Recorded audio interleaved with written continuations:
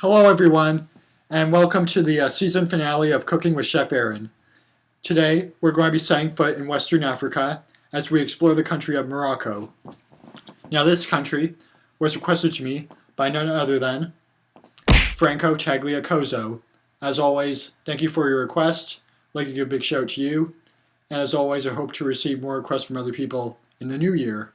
Okay, so I thought I'd start my review off by talking about the capital city of Morocco, which is called Rabat. And as you can see in this picture right here, you can see a lot of really nice palm trees. The tops are kind of folded up into cups, like the leaves of the palm trees. They're kind of folded up into cups. It makes the design look pretty cool, very elegant, very artistic in design. And I just like the atmosphere of it because it kind of feels like a desert building, kind of similar to Egypt, the desert setting. And it looks very mysterious as well. It's pretty cool.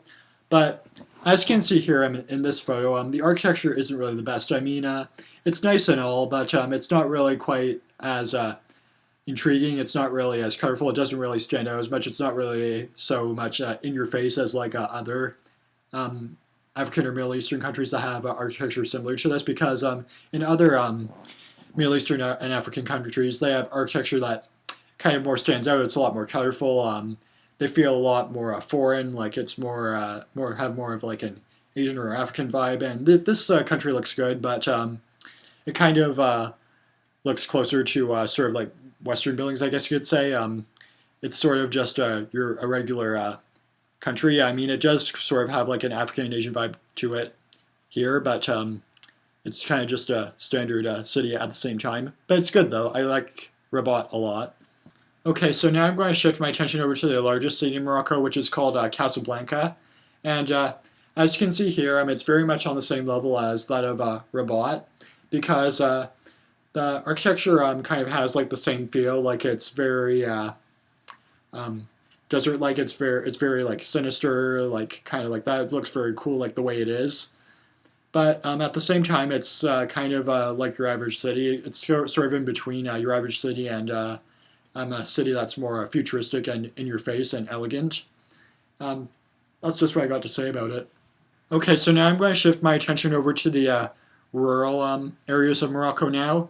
And as you can see here, in the countryside, it looks very unique because it feels like two biomes in one. Like, because in the back of this picture, you can see sort of like desert mountains. Like, they're sort of like desert mountains. They have a lot of nice, cool sand, like very sinister in colors. But in the foreground of the picture, you can see like some green fields. It kind of looks similar to like farmland. It looks like two biomes in one of which being a desert and one sort of being like all, I guess you could say, forest-like. It just looks very good. It just looks very cool the way it is. Okay, so to wrap up this review, I'm going to shift my attention over to a region that's sort of considered part of Morocco. It's called the Western Sahara.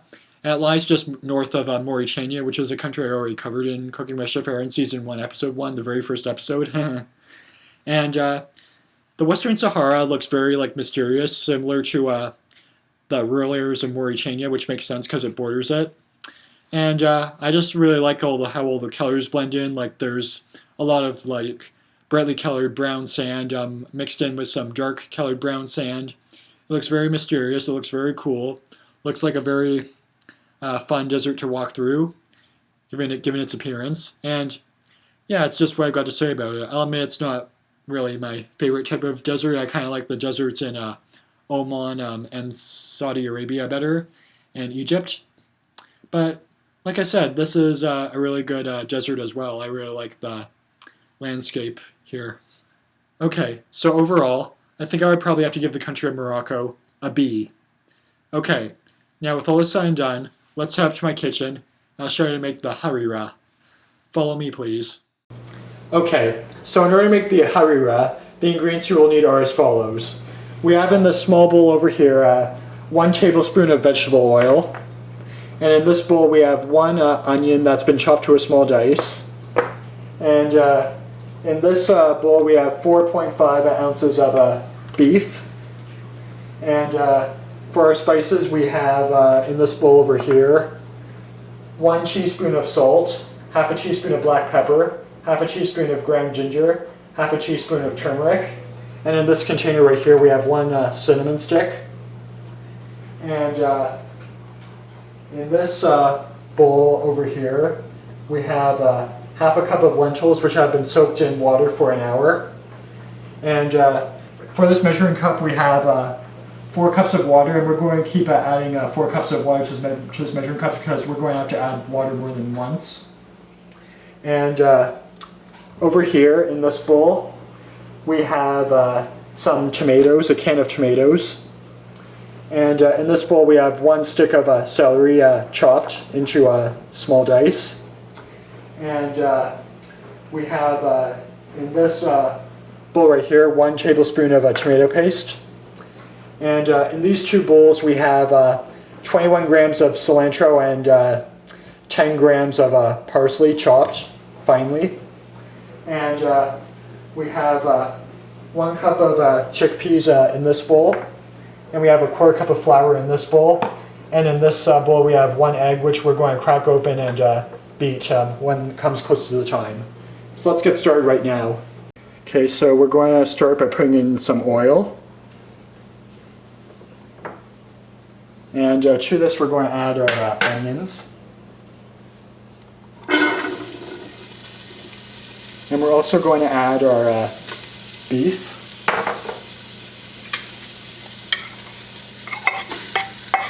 And we're also going to add our spices along with our cinnamon stick.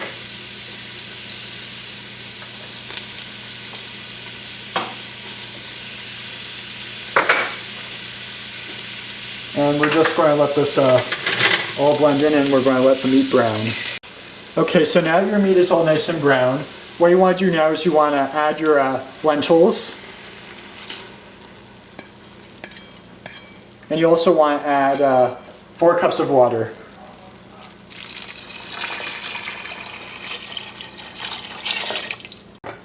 So now that you've added your water and lentils, what you want to do now is you want to cover your pot, increase the heat. So we're just going to let this cook for 30 minutes. Okay, so now after your soup has cooked for 15 minutes, what you want to do is you want to add another 4 cups of water to your soup. And you just let it cook for the remainder of the 15 minutes. So that looks good. We'll just cover this up again. And while this cooks for 15 minutes, we will move on to the food processing step.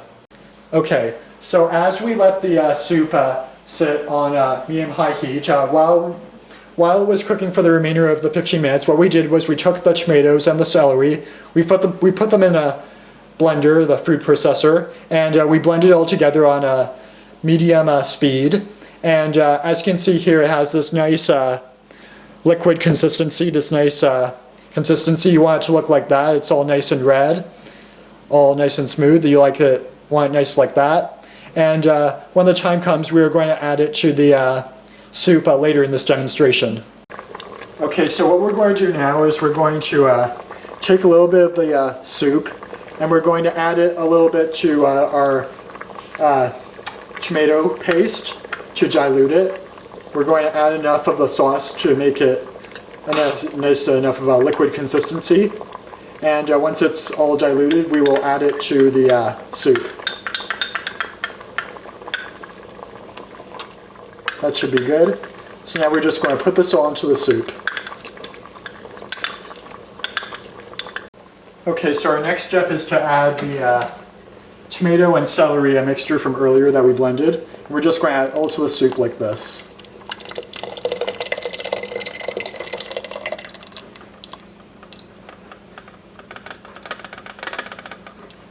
Okay, now we're just going to mix it.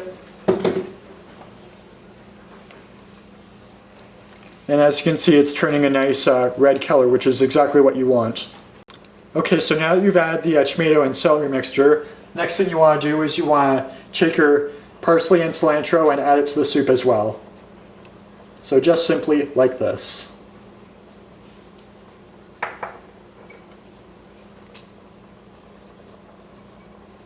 And we'll just blend this all in. And afterwards we'll move on to the next step.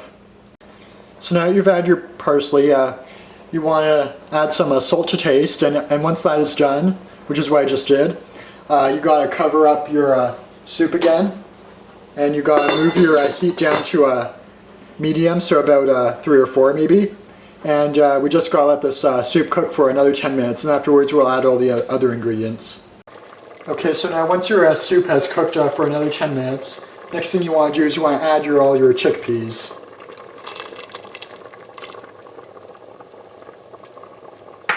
And we're just going to blend it all in. Okay, and after you've added your chickpeas, you want to dilute your flour in some water, and you want to whisk it together. And after that's done, you gotta add it in and stir. So while you add in a little bit at a time and then stir. Then once you've stirred, add a little bit more in. Stir again. And just keep repeating this process until you're all out of the flour. Okay, so once you've finished adding your flour, next thing you want to do, and the last thing you want to do, is you want to take an egg, crack it open, beat it with a fork, and while you add it to the soup, stir it and add the egg very, very slowly. So just like this. And as you're adding the egg, keep stirring in a circular motion.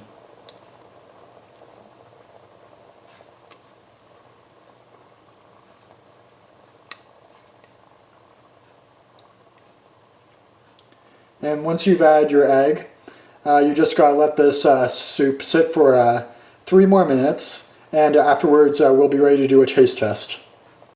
Okay, let's see what I think of this.